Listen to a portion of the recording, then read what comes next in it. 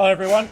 My name's Bron Secchecki. I'm Secretary for Gold Industry Group, and I'd just like to welcome you all here at the Smith Prahran for our Let's Talk Diversity 2020.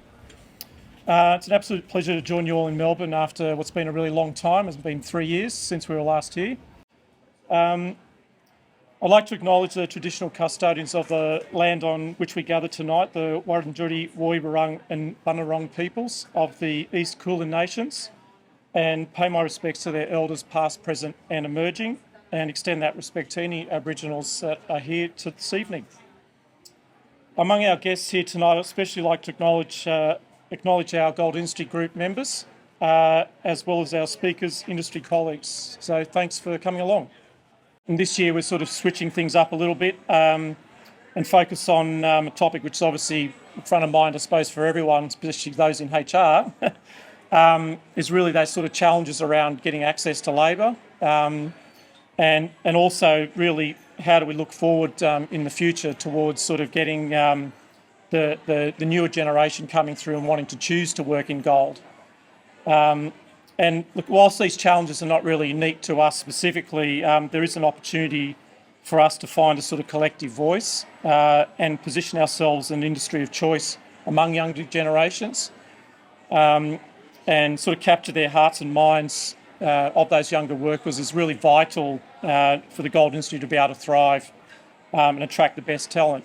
So that's why we're exploring today, above and beyond, what it will take for the gold industry to capture the hearts of Gen Z.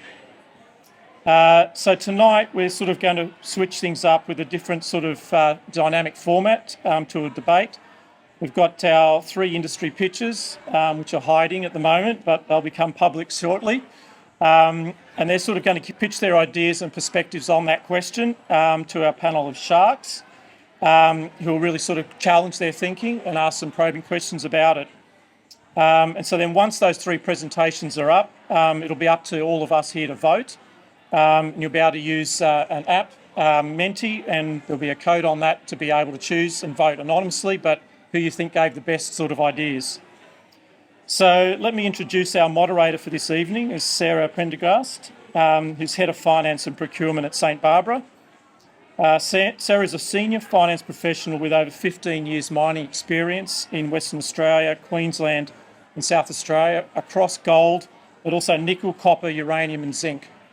In 2017, Sarah was named as an exceptional woman in mining by the MCA, and in 2018 was named in the top 100 global inspirational women in mining. Sarah was elected to the AUSIM Board of Directors in 2017 and chairs the Audit and Risk Committee and the AUSIM Council for Diversity and Inclusion. So please welcome Sarah.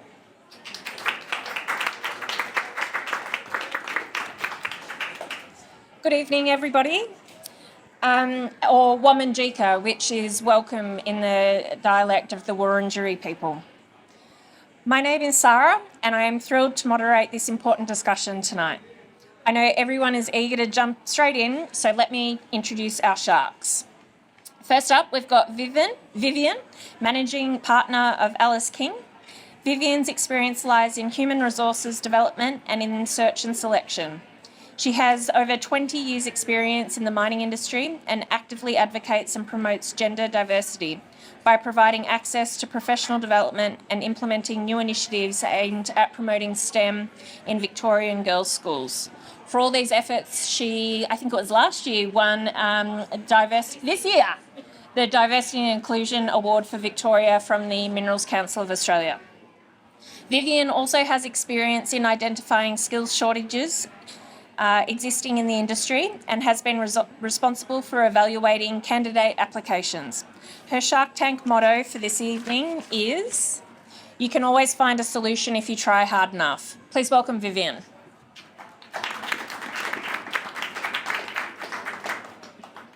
Our other shark for tonight is Nikki, who is the Human Resource Manager of Agnico Eagle. Nikki is a senior human resources professional who has held a range of leadership roles across both the resource industry and government agencies. In 2021, Nikki was named the Minerals Council of Australia Gender Diversity Champion at the Victorian Women in Resources Award. recognising her excellence in the encouragement, promotion and advocacy for the attraction, retention and promotion of women in the Australian resources sector. Nikki's Shark Tank motto for this evening is, "Sometimes you have to jump in and be the change you want to see." Please welcome Nikki.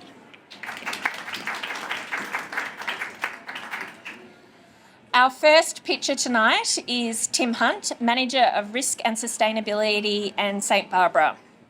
Tim has worked at a management level in mining for more than 15 years and has qualifications in sustainability, corporate governance, insurance, investor relations, risk management, law and sociology.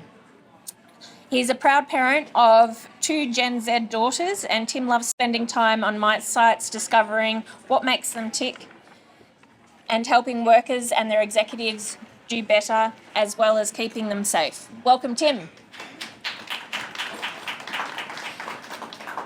Now, my work colleagues and Tim's work colleagues today asked me to heckle him. I don't think it would be good moderating if I heckled him, so please feel free. Next up, we have Aaliyah Melgan-Hill, process operator from Agnico Eagle. Aaliyah is an inspired process operator at Fosterville Gold Mine and small business operator or owner who is passionate about the idea of making every career path distinctive and building upon purpose-led concepts to push for a more efficient, economically viable and sustainable workplace. Please welcome Aaliyah. You've got to come forward a bit, Aaliyah.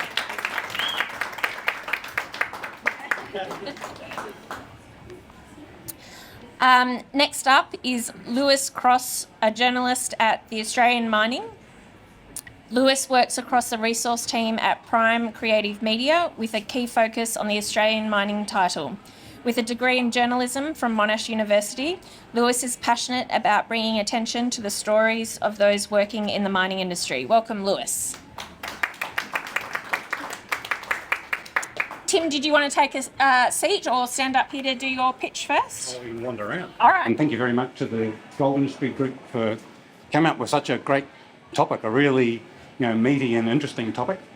At St Barbara, recruitment and retention, if not our top risk, it's been one of our biggest risks for quite some time now, certainly since the start of the pandemic. And it's just a great topic to engage on, so thank you.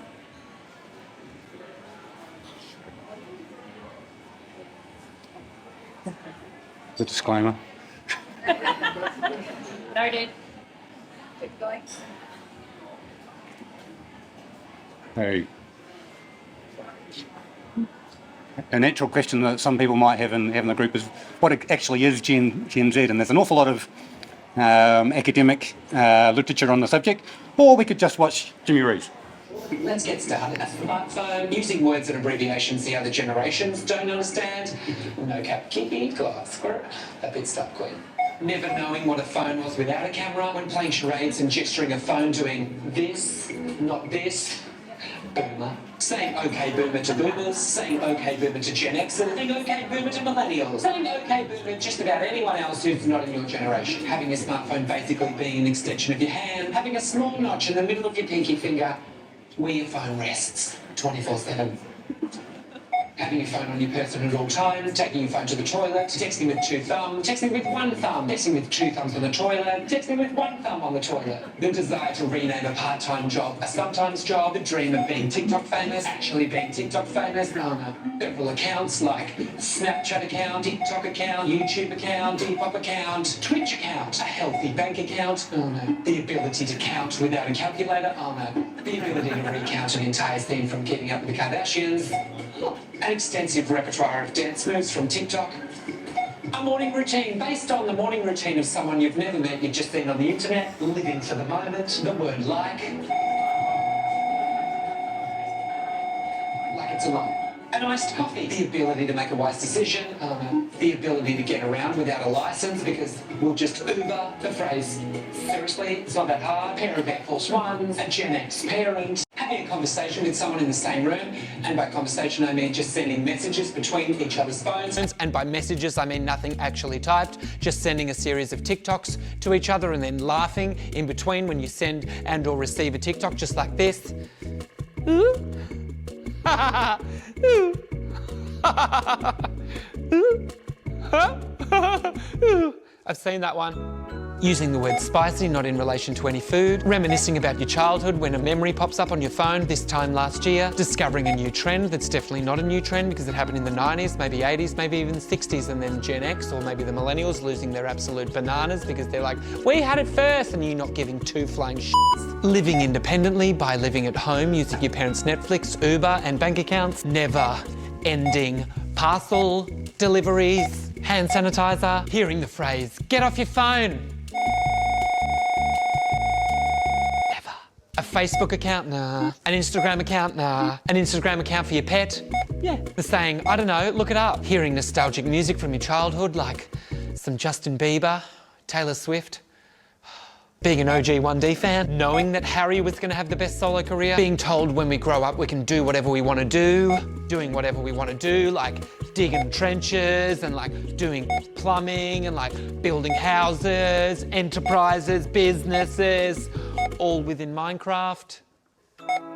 Growing up watching Giggle and Hoot. Making the guy feel old from Giggle and Hoot because you're the same age now as he was when he started doing Giggle and Hoot 13 years ago. Watching the guy from Giggle and Hoot make silly videos on TikTok, Instagram, Facebook, definitely not. LinkedIn, he doesn't post them there. The ability to reverse park, oh no. Watching parkour videos, being able to do parkour, oh no. Being able to reverse park, oh no. Actually caring when your parents say, back in my day, the inability to fill out an actual form that's printed out on paper with a pen and like fill it out with all the emojis that you usually type because like who uses pen and paper these days, and then eventually getting to the point where you write your name and it looks weird without the twinkle emojis on the side of it. Okay, that's all for you, Gen Z. Bye, Felicia. Next, hospitality workers. I can tell you're carrying 3+. Good on you. Cool. Let's go next. So that's Gen Z. To move on, I think it's important to frame the issue a little bit. I don't think necessarily we're going to have problems recruiting Gen Z uniformly, and I don't think that we're necessarily going to have problems recruiting, say, office workers. It's certainly St Barbara's experience that the real crunch is coming in skilled trades and in engineering. So, I think in terms of what's the mining industry and the gold industry's issue that we need to focus on, I think that's it. In terms of recruitment, I think recruitment in Western Australia is probably pretty good. I think there's a broad acceptance of mining there, but I think perhaps in the eastern states, especially in the cities, probably not so much in the regions. That's probably where our focus needs to be. Probably Melbourne, Sydney, Brisbane.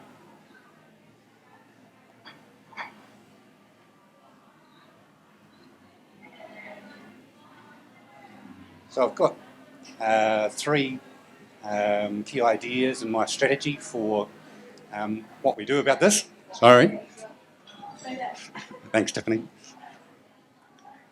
Firstly, early engagement. Secondly, accentuating the positive. And thirdly, shiny, not sooty.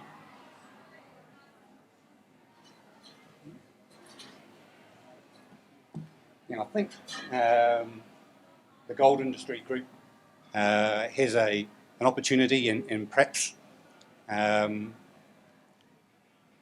capability to help with the recruitment and bringing Gen Z into gold mining that individual gold mining companies probably lack.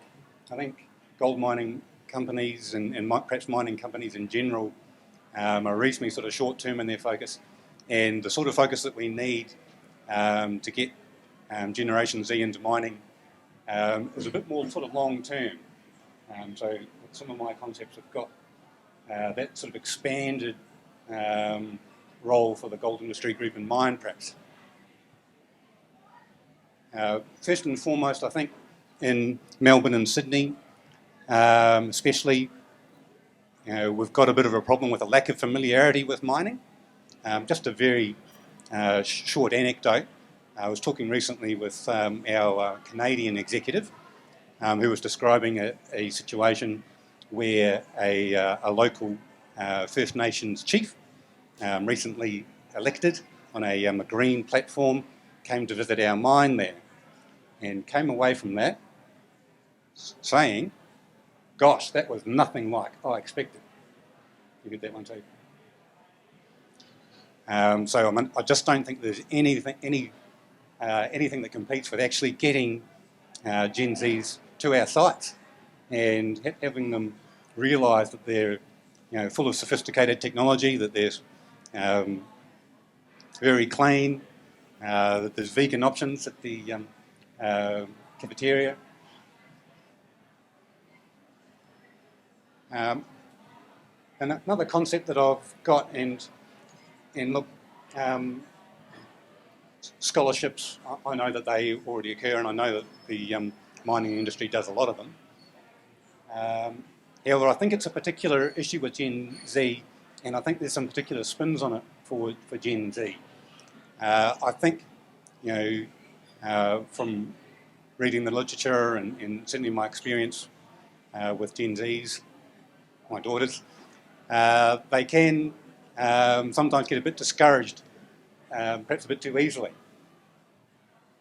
And if we can come up with a scholarship approach that just makes it easy for them, if we can approach good students, when they're 17 or 18 and say, come and work in gold mining. We'll help you with your fees. We'll help you with your apprenticeship. We'll guarantee you a job at the end of your qualification. We'll guarantee you holiday work. I think that would be very persuasive to Gen Zs. And if you want to be evil about it, once they're on that path, because Gen Zs can sometimes have some problems with decision making, it might be a path that they find it difficult to get off. In mining mental health, we sometimes talk about the FIFO trap. Has anyone heard of that? Heard of that one? And the FIFO trap is people who arrive in mining jobs and enjoy the high salary, and they may have aspirations to then get a mortgage or something like that, but they adjust their lifestyle to suit their wage, which in the case of Gen Z might help us get them, or at least help them stay. Once the Gen Zs are perhaps have done a site visit or maybe had some engagement around a scholarship, it's very important to keep them engaged through regular catch-ups. My youngest daughter emphasised this to me very strongly recently, that Gen Zs, because they've been stuck at home through the pandemic for so long, very highly prize getting together as a group physically.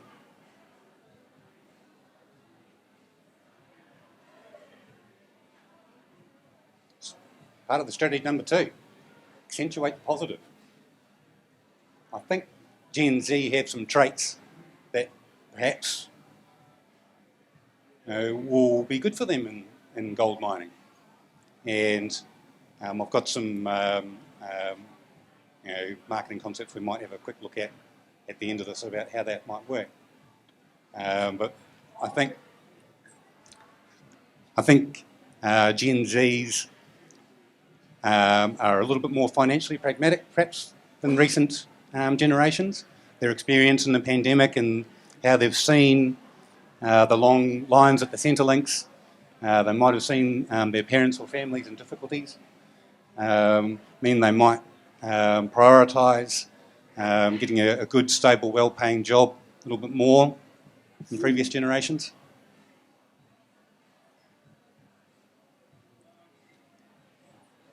I also think that Gen Zs, because of the pandemic, have learnt how to live online and live remotely. And this might be good when they actually do live remotely on a mine site. You know, they'll be able to keep in touch with their friends and it'll almost be seamless.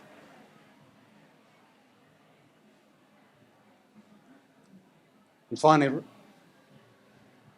during the pandemic, I can only recall one gold mine that shut. And it was only for a month. It was in Quebec.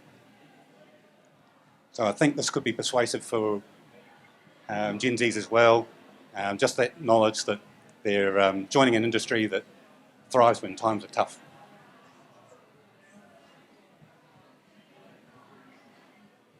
Third part of the strategy, shiny, not sooty, and this is probably, the most controversial part. I personally have not enjoyed seeing the MCA in the papers again and again and again just recently, trying to persuade Australians not to do any special taxes on the coal industry. I just think that it's going to be a bit on the nose for Gen Zs. I just don't think that's smart. And I think that the Gold Industry Group has an opportunity really to cut the cord to coal and gas and oil and come up with an independent identity.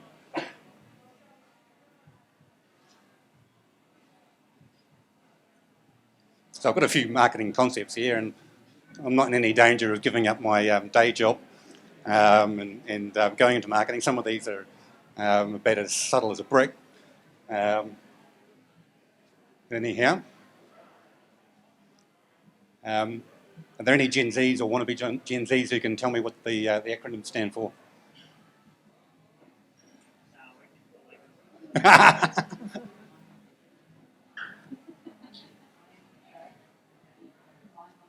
Very good.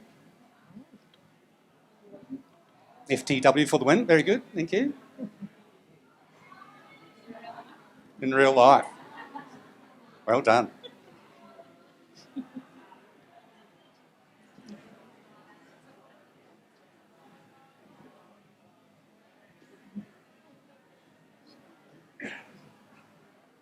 Thank you very much to my partner Terry for the graphic design work.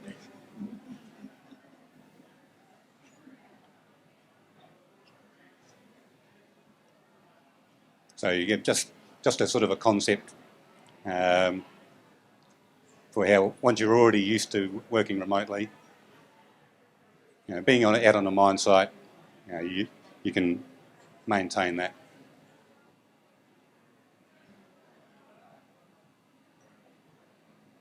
Any takers on JOMO?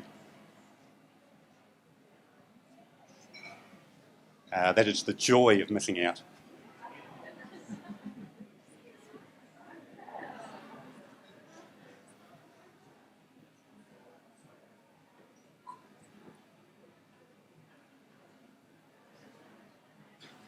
So I think this is quite an important one. I think Gen Zs, because of their relationships with their phones, just the knowledge that there's admittedly quite a small amount of gold in all their devices, I think is persuasive. And it really sort of can help sort of identify that the gold is not like coal and it's not like oil and gas, and that it's a technologically important metal. SMH, shake my head. ICYMI, pretty sure, in case you missed it.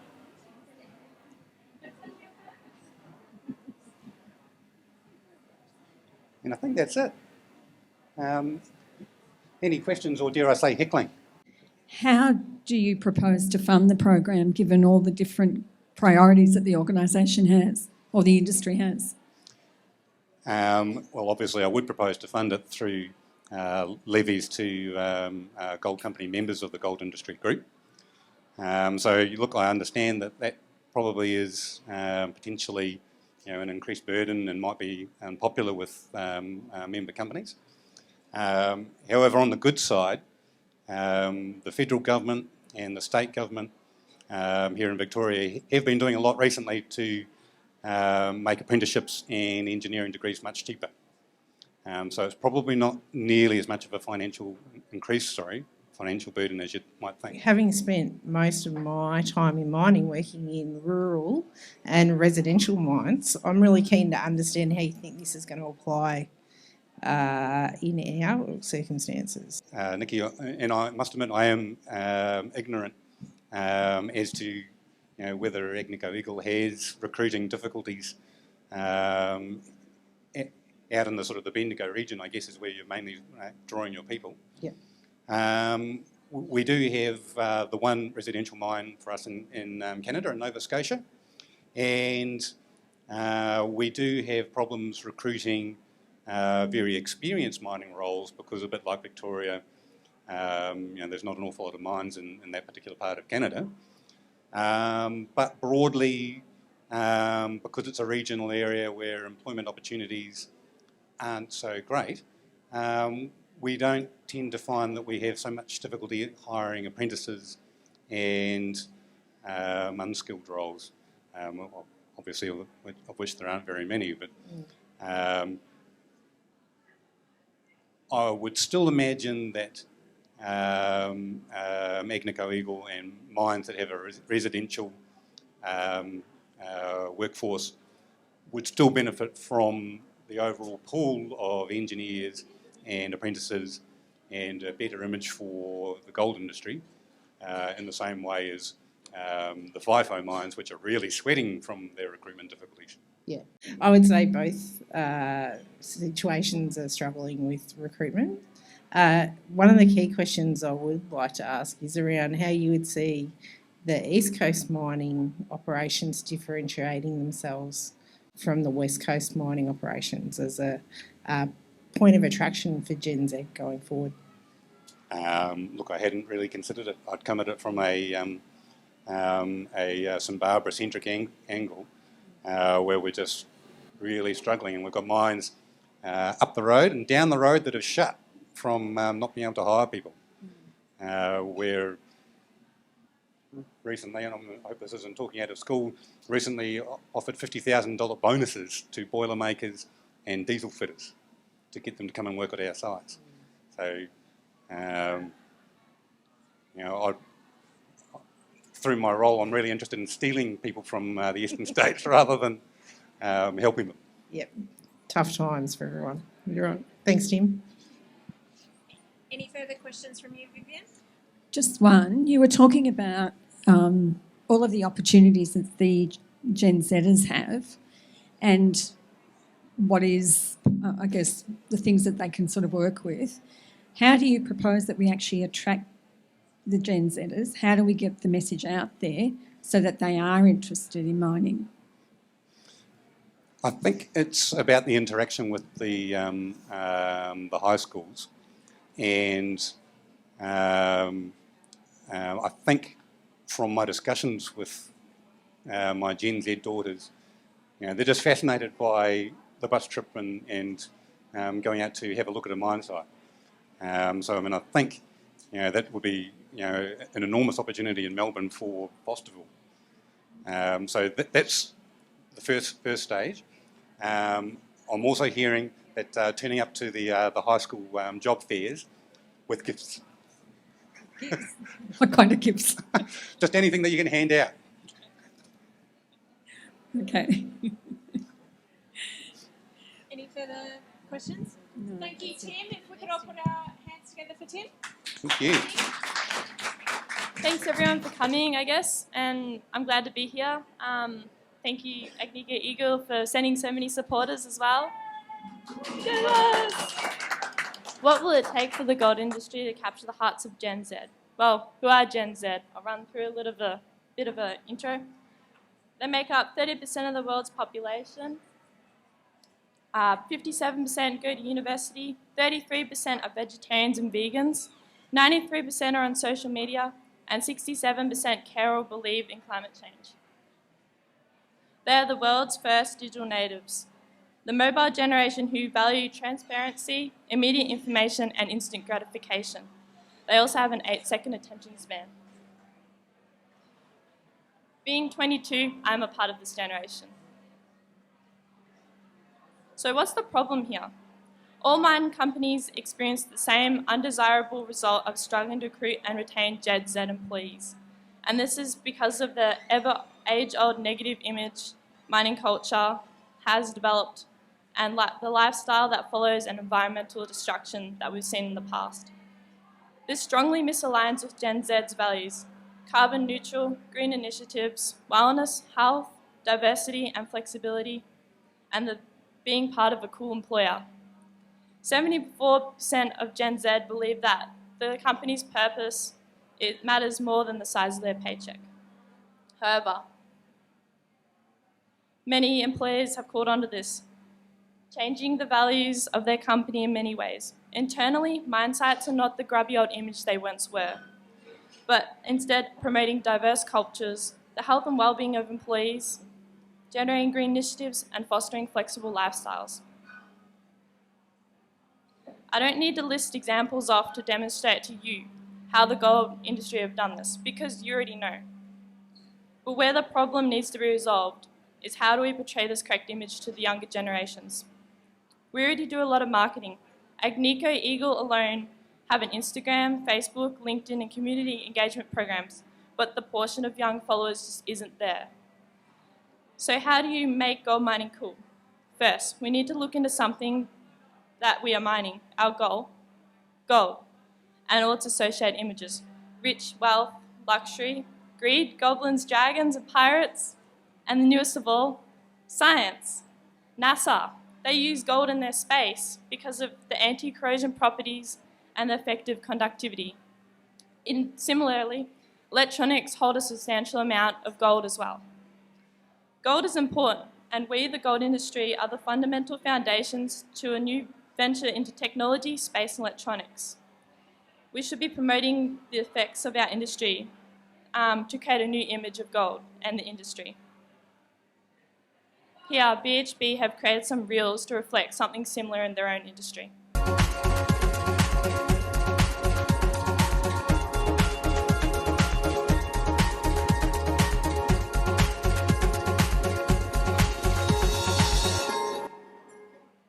And another video I'm quite fond of.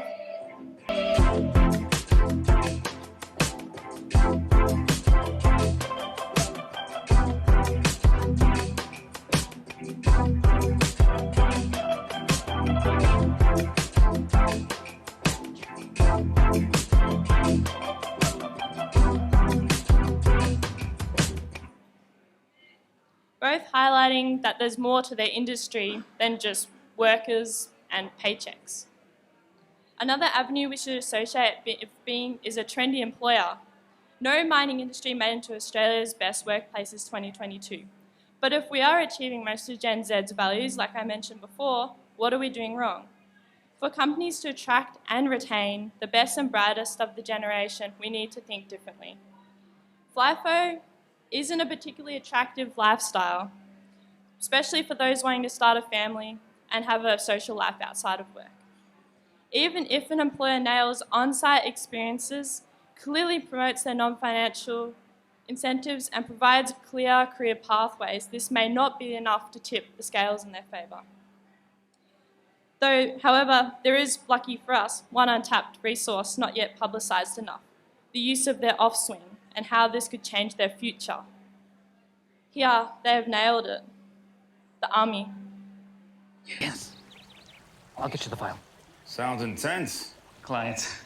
What do you do? Retired? Tech? Nah, Army. Huh. Check your spam folder. Here, they place emphasis on retiring young. It's short, simple, and impactful. But now it's our turn.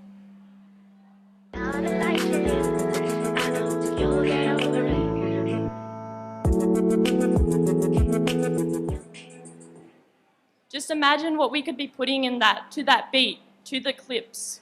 What could FIFO? What could you do on your 7 days off? And again with this similar video, but instead the script could be something related to, do you want to go to FIFO? And your mate, yeah.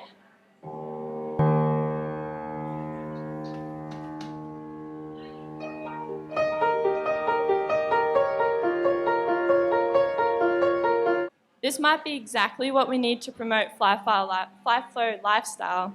It's trendy, upbeat, and envisioning. Van life has been quoted expensive homelessness, but with FlyFo, they can keep their job and do this. Another Instagram reel or TikToks can promote a number of unique selling points across other mines, like their camp, mining operations, and particular jobs. What could you replace the clips in this video with?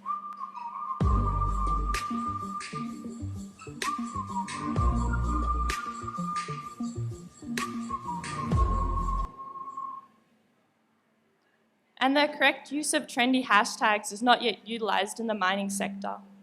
Even on BHP, which I found was the best, had the best Instagram and LinkedIn. Another up-and-coming star is the remote control machine operators from capital cities. It's something we should be promoting more of, particularly for those who want to start families.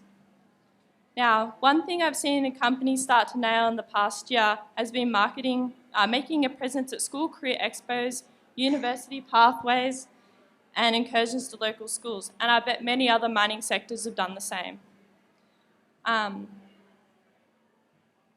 However, you can set a hook up and a line up, but you've got to have the correct bait to catch the fish. Yeah, promote kids and university students to follow our socials. Get on the hashtag. Start envisioning a future with us. And at the heart of all this, to tie it all together, my main product I'm presenting today is having a social media ambassador. Someone who nails the trendy stuff, brings a new image to the company, and is there to bait the hooks as something tasty and engaging for younger generations. Everything we're doing is right. We're on the right track. And we just need to shine and put the light onto in a way that Generation Z can also see this. By having a social media ambassador, they can promote all the goodness that is developing in the industry, wash away the old image, and create something new.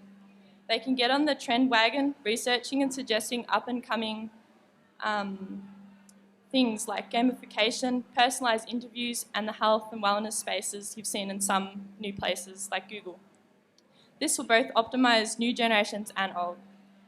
Having someone who understands the values of Gen Z will definitely reach out to them and capture their hearts.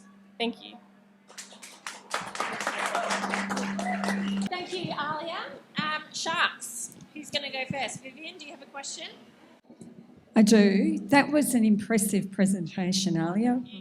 I was very nervous. You did very well. One of the questions that I have is that what you propose actually requires quite a lot of marketing and quite a lot of campaigning and consistent campaigning, which means the cost, which brings to front the cost of it. So how would you propose that we would promote all these opportunities so that Gen Z would hear about it? Well, you've got people doing things every break. Like I go away at least every weekend out of my 7 days off. Just get them to take a couple extra photos and give them some kind of small incentive, or even just a tax write-off holiday. That's pretty, looks good. Tax deductible holiday to Bali or something. And just get those photos to come in. They'll come in. People love taking photos, particularly young generations. Just utilise that. It doesn't have to be expensive. People are doing it anyway. You've probably got, if you look in amongst your young people, they probably have a very beefy Instagram. If we have 8 seconds to grab the attention of Gen Z, what would your top priority be? Definitely, I've been to a couple of career expos with Agnico Eagle, and the one thing I found that grabbed the attention of my younger peers, I could say, was when I said you could take 7 days off and get 3 weeks. And if you can somehow almost force feed them an idea of how they'd like to spend their youth doing cool stuff and working, not being homeless or at home with mum and dad, I would be shoving as much of that into those small clips and reels I showed you earlier. Very upbeat, short, there's a lot in them. And it's just enough to plant the seed in their mind so they understand that that future is compatible with this lifestyle of work. So short reel would be my answer. Okay, so keeping on the 8-second theme, if we've got that amount of time, how do we do you think this works for all parts of the mining vocations? So is there a, if I've got 8 seconds to capture the attention, how do I get people who want to spend 4 years developing a degree or earning a qualification to get into different roles? So for more educated students, I would guess, or people coming up in uni, you just got to sort of keep them there until they finish their degree. A lot of people in degrees also, even if it's almost directly related to mining, especially geology, I've noticed because my partner does geology, he talks about it a lot. A lot of those kids don't actually want to do mining related degrees. They go and do paleo or something else that's not directly related to mining. They probably will come back to mining in the end. Won't be enough jobs for all of them, but you want to target them then when they're deciding where they want to go and hopefully giving them that future that they want. And if they don't want to travel around and stuff, you can always implement other things. So you can branch off into other lifestyles, and that's what I talked about, having that trendy employer. So like some people love wellness spaces and they love, you know, the non-financial incentives. Like I don't think that's marketed enough. Like when I came to Agnico Eagle, I didn't realise how many non-financial incentives we actually had. And it's something they don't talk about enough. But you could market that almost in the same type of thing, a short reel or a picture even, just to fill the Instagram, I'm thinking. You could do a lot, and that's the whole point of the ambassador, is they do the research and they find out what's working, sort of, and it doesn't have to be like a whole separate job. It could be just like a couple courses on how to manipulate Gen Z almost. Like you could have your HR people, your community affairs people sort of research this and take it under their belt. Thanks. Any further questions? Thank you, Alia. Agnico must be extremely Well, first off, thank you all for having me tonight. Big thanks to Alia and Tim for their wonderful presentation, and a big thanks to our sharks in advance. Hopefully we'll be able to carry that thanks through to the end as well. So coming at this from a very Gen Z perspective, I won't go on about the sort of climate emergency and sort of like the climate threat that a lot of young people feel and have also been, they have grown up with. We've all grown up with the education that climate change is a real and present threat and constantly impacts our lives, and consequently a lot of us associate that with the extractive industries. That's something that can't really be helped, as there are proven detriments to that industry, but that's fine, we won't dwell on that, but rather focus on the perceptions of the Gen Z when it comes to specifically the gold industry. So when it comes to the gold industry, and this will come up in a moment, I conducted a small survey among my peers and also people who I've never spoken to before, all within the age range of Gen Z, which I defined as between 1996 and 2010. So there's responses from people who are 26 all the way down to people who are 12. Mostly they are adults because they're, I don't know many people under the age of 18, so that's completely fine. But the main issues that people have in Gen Z with the gold industry is that there's a strong disconnect with the gold industry. Obviously, gold is important and it exists in our day-to-day lives and our day-to-day currency, but as time goes on, it becomes less relevant, it's less in your face, and it's less, to an extent, needed in the eyes of Gen Z.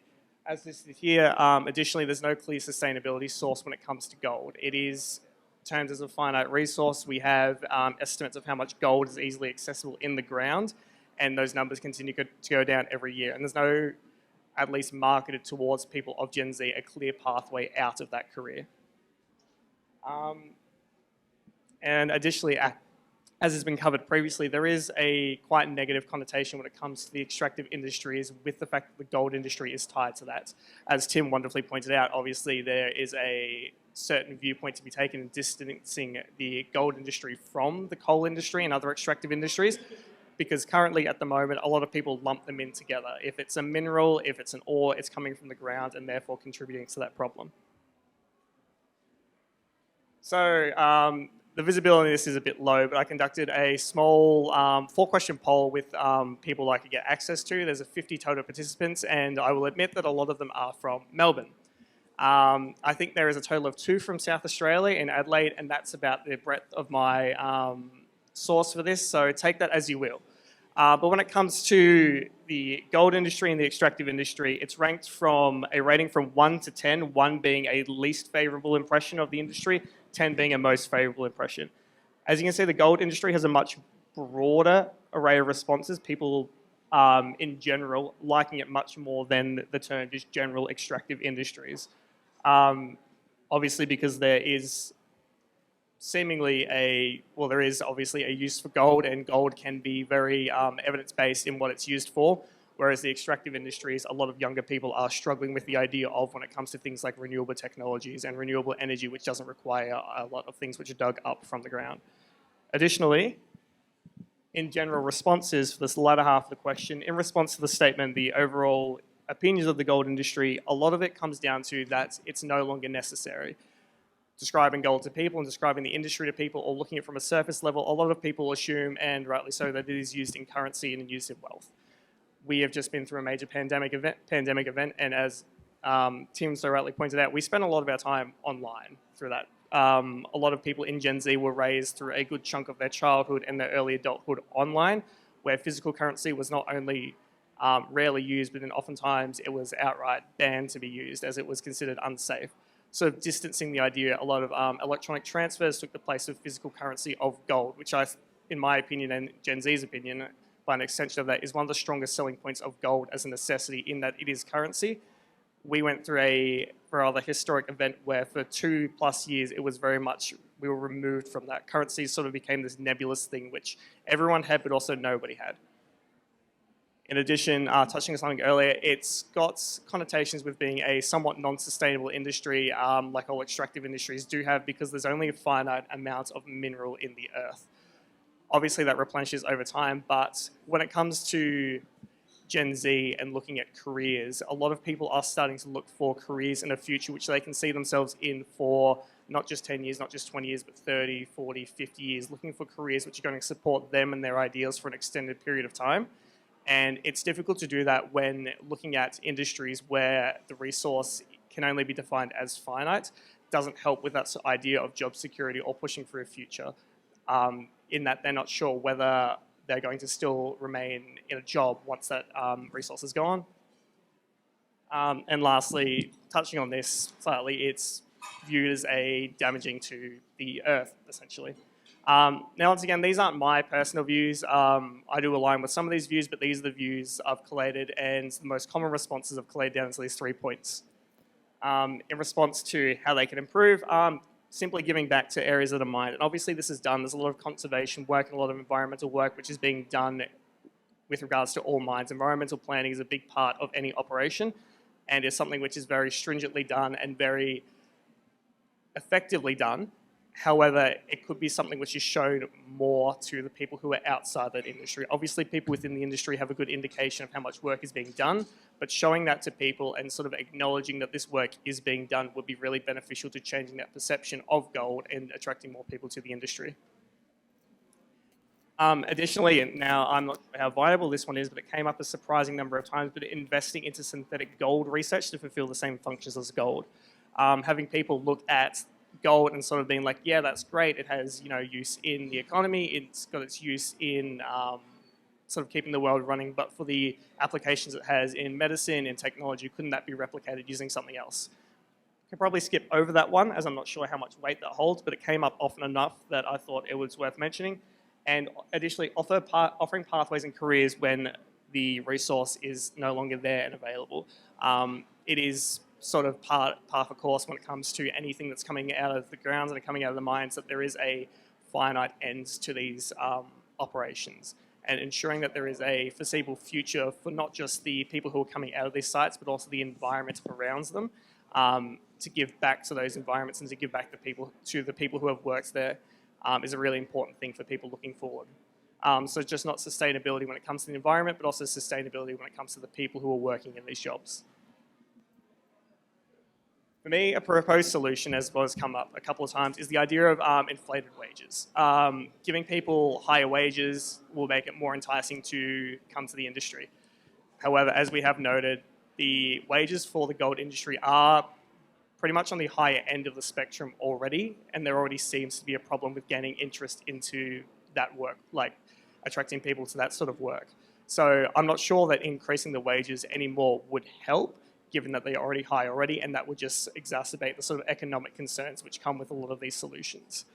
So it is technically a solution, but I don't think it's the right solution if you're wanting to attract people who are willing to make a change and willing to improve the industry as a whole, as you would only be attracting the people who are there very much just for the wage. Getting onto the proposed solutions that I personally came up with is the idea of making very large, very public, and very well-documented contributions to the environments that are being affected by gold mining. Obviously, once again, this is already being done, and the conservation efforts done by all of the mines that I've talked to in my work at Australian Mining are well-documented and done very, very well.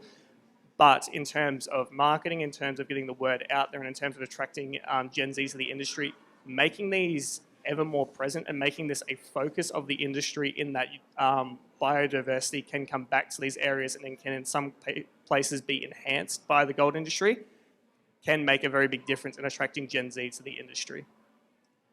And coming into the last 2 points now, but using, and I'll admit, when I was writing this is not a fiscally responsible decision. This is often isn't even a realistic decision, but using a bulk of the profits to essentially give over what is just required for a particular mine or a particular operation, going above and beyond to restore the entire area.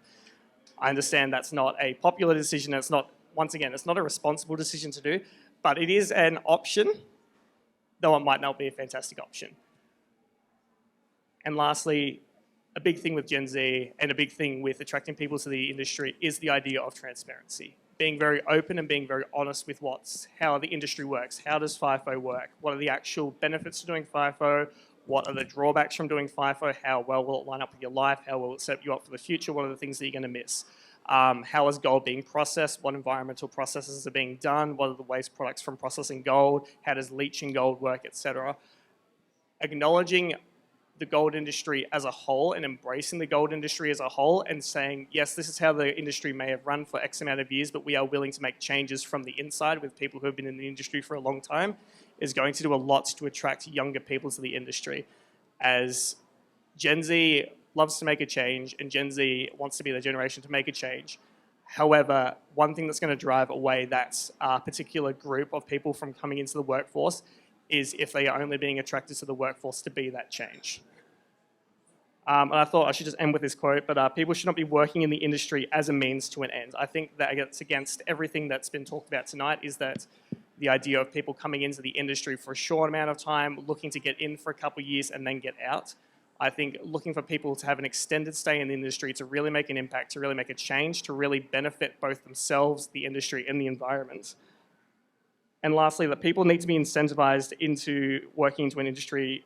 People do not need to be incentivized to work in industry for reasons that they do not support. People should be working in the industry for reasons that they support, and that Gen Z should be working not just as the only bringers of change, but working in direct conjunction and direct correlation with the people who are bringing that change. Thank you. Thank you, Lewis. All right, Sharks. I think it's probably Nikki's turn to go first, yeah? Oh, sorry. I'll try close. Lewis. Yes. Great pitch. What I took away was the reputational piece. How would you see that applying? What would be the greatest convincer of Gen Z about the willingness to change within the mining industry on multi fronts, not just environmental? It's similar to what I said at the end of it. These are sort of ideas that they sound really great on paper and in my head and in the mouths of people, but from a business sense, which is, obviously the gold industry is made up of the people bringing stuff up, and it's also made up of the people who are actually running the company. From a business and a shareholder sense, it's a very irresponsible decision to do. It would honestly be the change of, we are going to make these financially very dangerous decisions to invest back into the environment in a very, very heavy way. And obviously, as I said, that is already being done, but in a sense that the profits outweighing or going beyond what the environment initially looks like in terms of sort of supporting the environment, not just sort of bringing it back to a state where in 10, 15 years it would reach the same level of biodiversity, but sort of like going above and beyond and sort of making the landscape better than it was previously in a way that is well documented. I feel would be the best way in terms of change. Obviously, once again, probably not doable in a sense, but there are small steps I think that could be taken to get us eventually to that sort of stage. Okay, thank you. Thank you. Hi, Lewis. Well done. Thank you. My question is around where you propose that organisations adapt environmental policies and changes that are in excess of government. Yeah. What would they need to look like? What were you envisaging? Sort of similar to what I said to Nikki is in regards of there is a particular gold mine that I can't remember the name of, but it was one devised in the early 1900s, which is now completely essentially barren. And there was talks for a while of turning it into a casino or to a resort, or it might be in...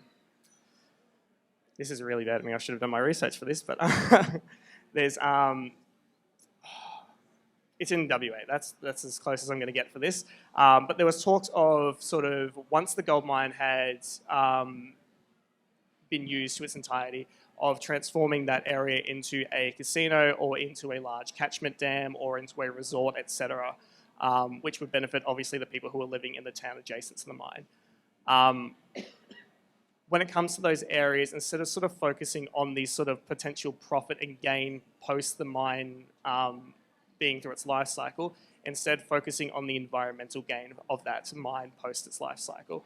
Obviously there is, instead of financially responsible decision to do things like keep generating profit once the mine is gone, but instead look to, once the resources have been mined from that particular area, really devoting the time to restoring that area back to that state that it was prior to being mined, and also giving the people and the natural fauna and flora which once lived there a chance to repopulate that area once again, which once again comes into a whole another clash of like the land ownership, and obviously there's obviously rights to that lands that are being owned by the gold companies, but it's just a consideration to have, I believe.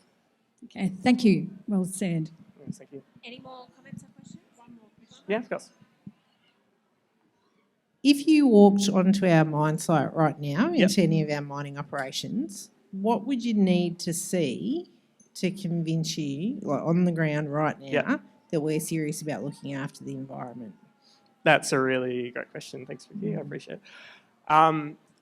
I unfortunately haven't had the opportunity to go to a mine site since working with Australian Mining. I would love to at some point. My closest experience with gold, I'm not sure how many of you know, in Victoria, Sovereign Hill. Gold panning, that is my very limited experience with the gold industry, I suppose, in a sort of a hands-on sort of sense.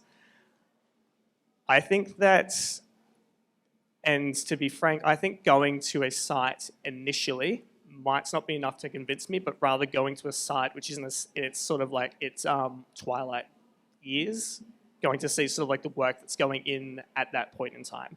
Obviously going to a site and seeing sort of the, as has been described and as is very relevant, the sites which have, you know, a really thriving and prosperous community, towns nearby which are welcoming of the environment as well, as I feel like that's another really big thing which we didn't really get time to touch on, is also like the relationship with the community around the mines is a really important thing. For me personally, I think that knowing that I was working towards a sustainable future would be the most important thing to me. With regards to what I was doing was, one, contributing to society in the sense that obviously society needs gold to function, but also had a sort of secondary purpose in also, while I was contributing to that work of assisting the process of mining gold or assisting the administrative process of helping people mine gold, that I was also helping the landscape around me once that process had been done. Thank you. Agnico, can we get Lewis a site visit? Yeah. Yes, no, that would be lovely. Yeah, I would love to go to one. It's just, yeah. As a journalist representing our industry, I think that's really important. No, 100%. I would love to. You are. No, thank you. That's much appreciated. Yeah. All right, we're going to do some voting, so get your phones out. We've had some fantastic insights from tonight. And now it's over to you guys to select your favourite pitch for the night. Could I just get a rough nod that everyone's voted? Rough nods, everyone's voted. Yep, great. So we're going to announce the winner now and hand over the prize. Alia, sorry.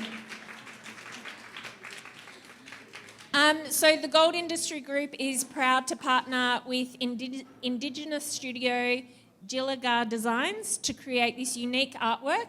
I'm imagining someone's got the artwork. Oh, great. From highly experienced creative artist Jillagar Murray has worked with shooting stars in designing their netball dresses and also helped illustrate a recent book, Kaya Kuwoptok Kurala Yuk, which makes a great Christmas gift and can be ordered through the Shooting Stars website. Congratulations. Thank you. Yeah.